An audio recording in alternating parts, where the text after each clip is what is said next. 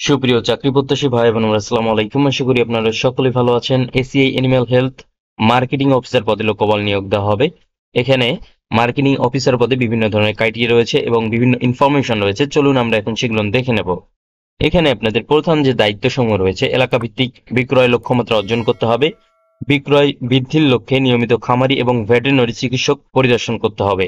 এছাড়াও প্রয়োজনীয় যোগ্যতা যেটি লাগবে আপনাদের, এসএসসিতে বিজ্ঞান বিভাগ সহ ন্যূনতম স্নাতক পাশ হতে হবে। সর্বোচ্চ বয়সসীমা 32। মোটরসাইকেল চালনায় পারদর্শী হতে হবে। বাংলাদেশের যে কোনো জেলায় কাজ করার মন মানসিকতা থাকতে হবে। এখানে বেতন ভাতা এবং যে সকল সুবিধা রয়েছে, আপনাদের মাসিক বেতন, যাতায়াত ভাতা, আকর্ষণীয় সেলস ইনসেনটিভস, প্রভিডেন্ট ফান্ড, গ্র্যাচুইটি, চিকিৎসা সুবিধা, জীবন বীমা, উৎসব ভাতা, ছুটি কাটানোর ভাতা, মোবাইল ফোন বিল, বাৎসরিক বেতন বৃদ্ধি এবং পদোন্নতির সুযোগ সুবিধা আপনাদের এখানে রয়েছে।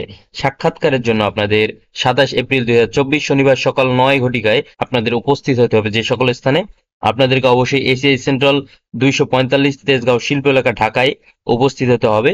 এছাড়াও আরো কিছু জেলা রয়েছে, শ্রীমঙ্গলে আপনাদেরকে উপস্থিত হয়ে আপনাদের যে ভাইভাটি রয়েছে সেটি দিতে হবে।